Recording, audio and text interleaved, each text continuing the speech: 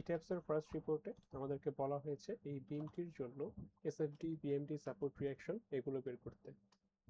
তার জন্য আমাদেরকে ফার্স্টে কিছু স্টেপ ফলো করতে হবে। ফার্স্ট স্টেপটা হবে হচ্ছে গ্রিড সিস্টেম জেনারেট করা। গ্রিড সিস্টেম জেনারেট করার জন্য আমরা ইট্যাপসে গিয়ে ফাইলে ক্লিক করে নিউ মডেলে ক্লিক করব। দেন ডিফল্ট সেটিংসে আমাদেরকে গ্রিড স্পেসিং চুজ করতে হবে। তো গ্রিড স্পেসিংটা ডিপেন্ড করবে হচ্ছে আমাদের বিমের উপরে। যেহেতু এখানে আমি বিমটাকে মোট 5টা ভাগে ভাগ করতে পারতেছি, 1 2 3 4 5। তো বিমটাকে 5টা ভাগে ভাগ করার জন্য আমার মোট 6টি গ্রিড লাইন দরকার হবে এই অ্যাক্সিস বরাবর, এবং ওয়াই অ্যাক্সিস বরাবর আমার একটি গ্রিড লাইন হলেই যথেষ্ট। এজন্য আমি এখানে number of grid lines in x ডিরেকশনে 6 এবং ওয়াই ডিরেকশনে 1 দিব। যেহেতু আমার এটা ইউনিফর্ম গ্রিড না, বরং এখানে আমার এক একটি গ্রিড এক একটি সাইজের, এজন্য আমি কাস্টম গ্রিড স্পেসিংয়ে ক্লিক করে এডিট গ্রিড ডেটা ক্লিক করব। এক্ষেত্রে দুটি অপশন আছে, একটি হচ্ছে অর্ডিনেট, একটি হচ্ছে স্পেসিং। অর্ডিনেট দিলে আমরা গ্রাফে যেভাবে অর্ডিনেটগুলো বসাই সেভাবে আমাদেরকে প্রত্যেকটা হিসাব করে বসাতে হবে। যেমন এক্ষেত্রে অর্ডিনেট অনুযায়ী আমার প্রথম অর্ডিনেটটা হবে 0, দেন 6, দেন 10, দেন 18, দেন 21, দেন 23। তো আমরা আমাদের সুবিধার্থে স্পেসিং হিসাবে ডেটাগুলো বসাবো। সেক্ষেত্রে আমাদের প্রত্যেকটা পয়েন্টের মাঝখানে যে জায়গাটুকু আছে সেই ভ্যালুটুকু বসালেই হবে। যেমন এখানে 6 4 8 3 2 এই ভ্যালুগুলো বসালেই আমি আমাদের কাঙ্ক্ষিত স্পিডটা পেয়ে যাব।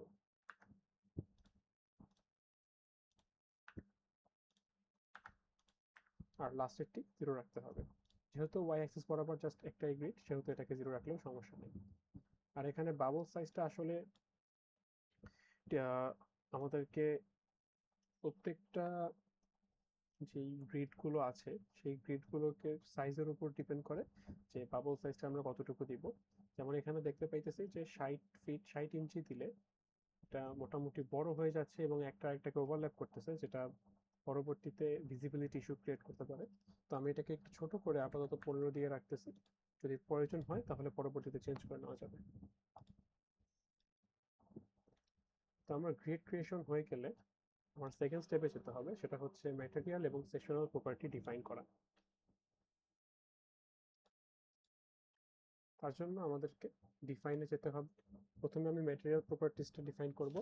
তার জন্য আমি ডিফাইনে গিয়ে ম্যাটেরিয়াল প্রপার্টিসে ক্লিক করব।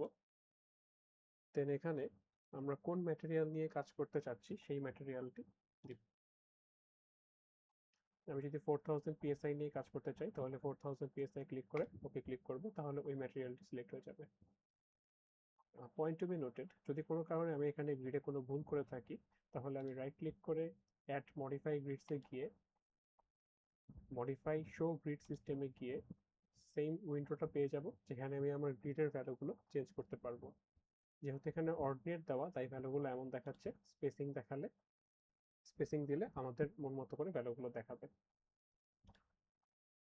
যেহেতু আমি স্টোরি সিলেক্ট করিনি, তো অটোমেটিক্যালি 4টা স্টোরি ক্রিয়েট হয়ে গেছে। আমি যদি এখান থেকে স্টোরি ডিলিট করতে চাই তাহলে রাইট ক্লিক করে ডিলিট করতে পারবো। আবার আমি যদি স্টোরি অ্যাড করতে চাই তাহলে রাইট ক্লিক করে অ্যাড স্টোরি ক্লিক করলেই স্টোরি অ্যাড হয়ে যাবে। আমি আপাতত চাচ্ছি দুটো স্টোরি নিয়ে কাজ করতে।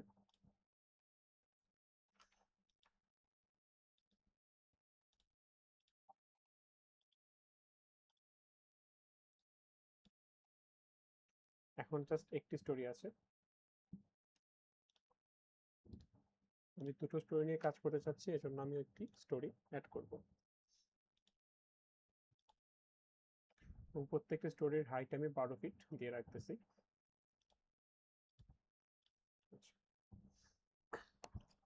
আমি যেহেতু ম্যাটেরিয়াল প্রপার্টিস ডিফাইন করে ফেলেছি, এখন আমাকে সেকশনাল প্রপার্টিসগুলো ডিফাইন করতে হবে। তার জন্য আমি ডিফাইনে গিয়ে সেকশন প্রপার্টিসে ক্লিক করব। দেন এখানে আমি ফ্রেম সেকশনসে ক্লিক করব। দেন এখানে আমি দেখব অনেকগুলো প্রি এক্সিস্টিং সেকশন আমার কাছে অলরেডি আছে। তো আমি যেহেতু আমার নিজের মতো করে একটা সেকশন ক্রিয়েট করতে চাচ্ছি, তো আমি এখানে অ্যাড নিউ প্রপার্টিতে ক্লিক করব। কিন্তু যেহেতু এখানে অলরেডি অনেকগুলো প্রি এক্সিস্টিং ফাইল আছে, তো আমি চাইলে ইমেজটা ক্লিয়ার করার জন্য এগুলোকে ডিলিট করে ফেলতে পারি। পরবর্তীতে আমি কোনো নতুন ফাইল ক্রিয়েট করলে সেখানে এই প্রি এক্সিস্টিং সেকশনগুলো আবার চলে আসবে। তো আমি যে সেকশনটি ক্রিয়েট করতে চাচ্ছি সেটির শেপ সিলেক্ট করব এবং সেই সেকশনটির একটি নাম দিতে হবে।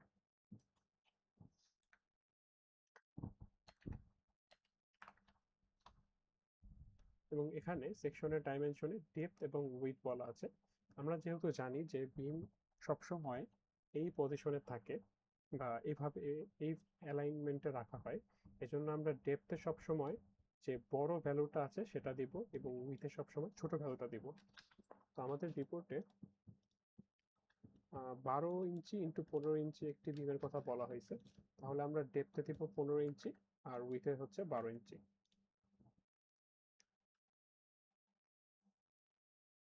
এবং এখানে রিইনফোর্সমেন্ট একটি অপশন আছে, এখানে গিয়ে আমরা হচ্ছে চুজ করতে পারবো যে আমরা যে ডিজাইনটি করতেছি এটা কি কলাম নাকি বিম। সেটা চুজ করার পরে আমরা এখানে একটি কভার চুজ করার অপশন আছে।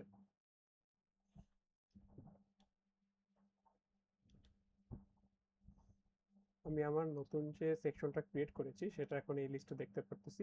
এই সেকশনটা দিয়ে আমি এই বিমটি অ্যানালাইজ করতে চাই, তাই আমি এটি ক্লিক করে ওকে ক্লিক করব। যেহেতু আমার ম্যাটেরিয়াল এবং সেকশনাল প্রপার্টিজ ডিফাইন করা হয়ে গিয়েছে, এখন আমাকে বিমটা ড্র করতে হবে। আমার এই বিমটায় যে কয়টা ভাগ আছে সেই কয়টা ভাগে বিমটা ড্র করলে তার উপর লোডগুলো অ্যাপ্লাই করতে আমার জন্য সুবিধা হবে। তার জন্য আমি হচ্ছে এই বাম পাশে যে ড্র টুলগুলো আছে সেগুলোর দিকে খেয়াল করব এবং এখানে প্রত্যেকটা ড্র টুলে গেলে আমরা বুঝতে পারবো যে কোন ড্র টুলটা আমরা কোন ধরনের ভিউতে ইউজ করতে পারবো।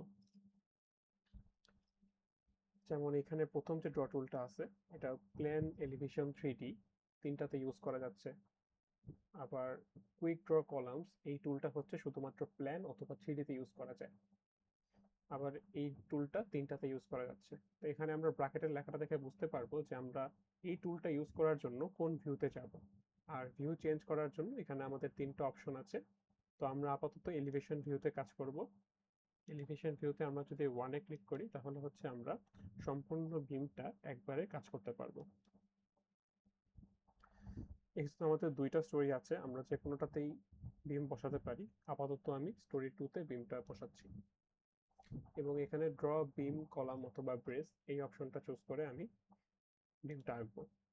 যেহেতু আমি প্রত্যেকটা সেগমেন্ট ওয়াইজ বিমটা আলাদা আলাদা করে আঁকতেছি, তাহলে আমার পরবর্তীতে লোড অ্যাপ্লাই করতে সুবিধা হবে।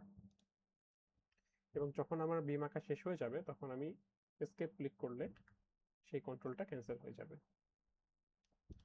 এখন এই যে আমি বিমের অনেকগুলো অংশ পেয়েছি, এগুলোর উপর আমার সাপোর্ট এবং লোড অ্যাপ্লাই করতে হবে। সাপোর্ট অ্যাপ্লাই করার জন্য আমার অ্যাসাইনে ক্লিক করতে হবে এবং অ্যাসাইন থেকে জয়েন্টস রিস্ট্রেইনটসে যেতে হবে। এখানে আমরা 4 ধরনের সাপোর্ট দেখতে পাইতেছি। প্রথমটা হচ্ছে ফিক্স সাপোর্ট, সেকেন্ডটা হচ্ছে হিঞ্জ, থার্ডটা হচ্ছে রোলার, আর ফোর্থটা হচ্ছে ইন্টারনাল হিঞ্জ। সেকেন্ডটা হচ্ছে পিন, থার্ডটা রোলার আর ফোর্থটা হচ্ছে ইন্টারনাল হিঞ্জ। তো আমাদের ছবি অনুযায়ী প্রথমে একটি পিন সাপোর্ট এবং সেকেন্ডে একটি রোলার সাপোর্ট ইউজ করা হয়েছে। তো সাপোর্টটা যেখানে বসাবো সেই পয়েন্টটা আমাকে চুজ করতে হবে। চুজ করে ওই সাপোর্টটা ক্লিক করে অ্যাপ্লাই ক্লিক করতে হবে, তাহলে সাপোর্টটা অ্যাসাইন হয়ে যাবে।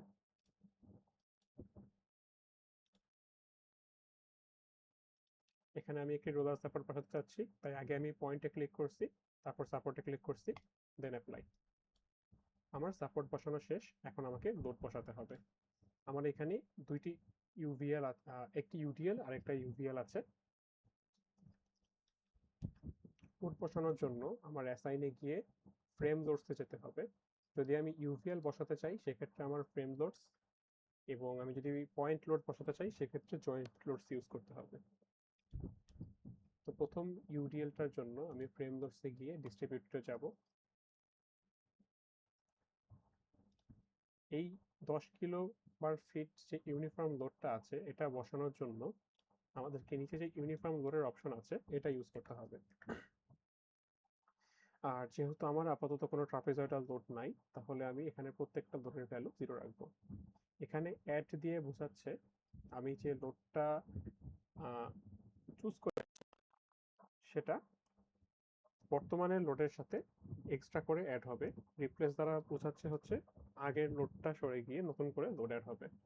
যেমন আমি যদি এখানে লোড 10 কিলো পার ফিট দিয়ে অ্যাপ্লাই ক্লিক করি, আগে হচ্ছে আমাকে বিমটা চুজ করতে হবে যে আমি কোন বিমে বা কোন বিমের সেগমেন্টে লোডটা অ্যাপ্লাই করব। তো যেহেতু আমি এখানে 10 কিপটা প্রথম বিম সেগমেন্টে অ্যাপ্লাই করতে চাচ্ছি, তো আমি যদি এখানে আবার অ্যাড ক্লিক করে আবারও লোডটা অ্যাপ্লাই করি, তাহলে এই 10-এর সাথে আরো 10 অ্যাড হয়ে 20 হয়ে যাবে। আবারও আমি যদি অ্যাপ্লাই করি অ্যাড ক্লিক করে, তাহলে সেটা 30 হয়ে যাবে। কিন্তু আমি যদি রিপ্লেস করি, তাহলে আগে যত লোড ছিল সব চলে গিয়ে শুধুমাত্র প্রেজেন্ট লোডটাই ওখানে বসবে। আমাদেরকে এখানে লোডটা দেওয়া হয়েছিল 10.77, তো এই লোডটা আমি আপাতত বসিয়ে দিচ্ছি। দেন আমাকে একটি ইউভিএল অ্যাপ্লাই করতে হবে এই বিমটিতে। তার জন্য আমি আবারও অ্যাসাইনে যাব, জয়েন ফ্রেম লোডস ডিস্ট্রিবিউটেড, এবং এখানে আমি ইউনিফর্ম লোডটা 0 করে ফেলবো। এবং ট্রাপিজয়েডাল লোডের ক্ষেত্রে আমার এখানে বলা হয়েছিল একদম ইনিশিয়াল পয়েন্টে থাকবে 15 এবং শেষে গিয়ে 0, সরি 15.77 এবং শেষে গিয়ে 0। তাহলে আমি ডিস্টেন্স যখন 0 থাকবে, এবং এখানে আমি অ্যাবসলিউট ডিস্টেন্সটা ইউজ করব, কারণ রিলেটিভ ডিস্টেন্স ইউজ করা মানে হচ্ছে রেশিও ওয়াইজ কতটুকু দূরে গিয়ে তার লোড কতটুকু থাকবে সেটা। তার জন্য আলাদা করে একটা ক্যালকুলেশন করতে হবে, তো তার থেকে ভালো অ্যাবসলিউট ডিস্টেন্সটা ইউজ করা। তো 0-তে যদি আমি 15.77 লোড বসাই, সেটা 8 ফিট পরে গিয়ে হয়ে যাবে 0।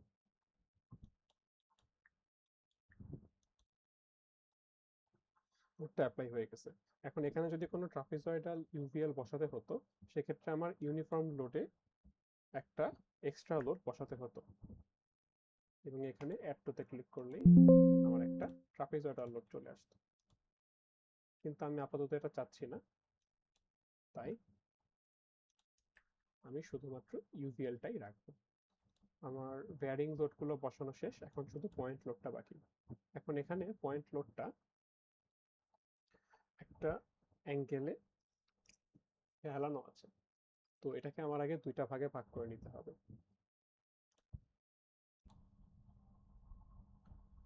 এই লোডটাকে দুইটা ভাগে ভাগ করলে এক্স অ্যাক্সিস বরাবর আসে 14.23 আর ওয়াই অ্যাক্সিস বরাবর আসে 4.74। এই লোডটাকে এই ট্যাবসে বসানোর জন্য আমাদের অ্যাসাইনে ক্লিক করে জয়েন্ট লোডসে ক্লিক করে ফোর্সে ক্লিক করতে হবে। আর এখানে আমার এক্স আর ওয়াই অ্যাক্সিস বরাবর, সরি এক্স আর জেড অ্যাক্সিস বরাবর যে লোডটা আছে সেগুলো বসাতে হবে। কারণ এখানে যদি আমি ভালো মতো খেয়াল করি, আমার হরাইজন্টাল অ্যাক্সিসটা হচ্ছে এক্স আর ভার্টিক্যালটা হচ্ছে জেড। তো এখানে একটা বিষয় হচ্ছে, যেহেতু আমার লোডটা এক্স অ্যাক্সিসের বিপরীত দিকে কাজ করতেছে, তাহলে আমার লোডটা এখানে মাইনাসে বসাতে হবে, -14.23। আবার এই লোডটা যেহেতু জেড অ্যাক্সিসের বিপরীত দিকে কাজ করতেছে, তাহলে এই ভ্যালুটাও আমার মাইনাসে বসাতে হবে, -4.74। দেন অ্যাপ্লাই ক্লিক করলে, অ্যাপ্লাই ক্লিক করার আগে আমাদেরকে একটা পয়েন্ট চুজ করে দিতে হবে, যেই পয়েন্টে এই লোড দুইটা কাজ করবে। এবং যেহেতু আমি লোডগুলোকে লাইভ লোড হিসাবে কাজ করাচ্ছি, তাই এখানে আমি লাইভ চুজ করে নিচ্ছি। এখন আগের লোডগুলো চলে গিয়েছে, বাট আসলে যায়নি, সেগুলো আসলে হিডেন অবস্থায় আছে। তো এগুলো দেখার জন্য আমাদেরকে ডিসপ্লেতে ক্লিক করে লোড অ্যাসাইনসে ক্লিক করে ফ্রেমে ক্লিক করতে হবে, এবং এখানে লোড প্যাটার্নে গিয়ে লাইভে ক্লিক করে এই যে দুটো লোড আছে, এই দুটো অপশন হচ্ছে আমাদেরকে ওকে রাখতে হবে। তো আমি যেহেতু ইউভিএল গুলো ডেড লোড হিসাবে দিয়েছিলাম, এই জন্য ডেড লোড দিলে আমি ইউভিএল গুলোকে আবার দেখতে পাবো।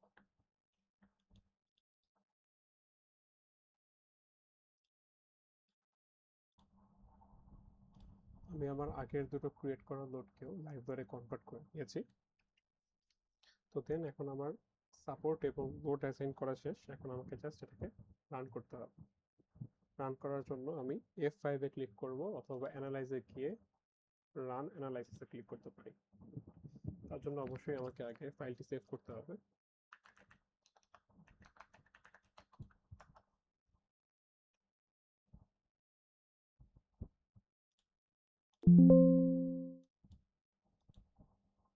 আচ্ছা, এখানে আমি দেখতে পাচ্ছি যে আমাকে ডিসপ্লেসমেন্টটা শো করছে।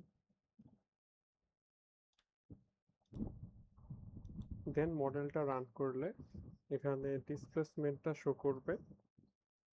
তো আমি চাইলে ডিসপ্লেসমেন্টটা ডেড লোডের জন্য অথবা লাইভ লোডের জন্য টগল করতে পারি এই অপশনে গিয়ে। তো এরপর আমি যদি সাপোর্ট রিয়াকশনগুলো দেখতে চাই, সেক্ষেত্রে হচ্ছে আমাকে ডিসপ্লেতে যেতে হবে, then force and strain diagrams, and then support reactions, অথবা এত কিছু না করে জাস্ট F7 এ ক্লিক করলেই হবে। দেন আমি যদি লাইভ লোডের জন্য সাপোর্ট রিয়াকশন দেখতে চাই এবং কোন কোন অ্যাক্সেসে দেখতে চাই সেগুলো ক্লিক করব।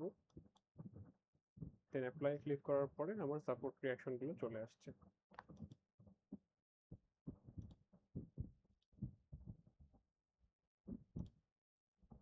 দেন এসএফটি অথবা বিএমটি দেখার জন্য আমাকে এই অপশনে যেতে হবে অথবা F8 এ ক্লিক করতে হবে। শিয়ারের জন্য মানে বিমের ক্ষেত্রে শিয়ারের জন্য আমার শিয়ার 2 এবং মোমেন্টের জন্য মোমেন্ট 3 চুজ করতে হবে। আমি যেহেতু শিয়ার ফোর্স ডায়াগ্রাম দেখতে চাচ্ছি, তাই শিয়ার 2 তে ক্লিক করে অ্যাপ্লাই ক্লিক করব। আমার শিয়ার ফোর্স ডায়াগ্রামটা চলে আসছে। দেন আমি যদি মোমেন্ট 3 ক্লিক করে অ্যাপ্লাই করি তাহলে আমার মোমেন্ট ডায়াগ্রামটা চলে আসবে। কিন্তু এখানে একটি সমস্যা হচ্ছে যে আমার যে মোমেন্ট ডায়াগ্রামটা আসছে এখানে কিন্তু আমার নেগেটিভ যে ভ্যালুগুলো মোমেন্টের সেগুলো অ্যাক্সিসের উপরে দেখাচ্ছে এবং পজিটিভ মোমেন্টগুলো অ্যাক্সিসের নিচে দেখাচ্ছে, যেটা আমরা গতানুগতিক যেটা শিখে এসেছি তার উল্টা। তো এটা ফিক্স করার জন্য আমরা অপশনসে যাব, অপশনসে গিয়ে moment diagrams on tension side এটাই ক্লিক করব, তাহলে ইনভার্স হয়ে যাবে এই জিনিসটা। তো আমি যেই উইন্ডোতে এই মোমেন্ট ডায়াগ্রাম শেয়ার ডায়াগ্রামগুলো দেখাতে চাবো সেই উইন্ডোটা আগে আমাকে চুজ করতে হবে। আমি যেই উইন্ডো সিলেক্ট করব সেটার উপরে এরকম নীল হয়ে থাকবে, অ্যান্ড সিলেক্ট করা উইন্ডোতে আমি ডিসপ্লেতে গিয়ে যেই ডায়াগ্রামটা শো করব সেটাই দেখাবে। দেন এগুলো স্ক্রিনশট নিয়ে রিপোর্টে দেখাতে হবে।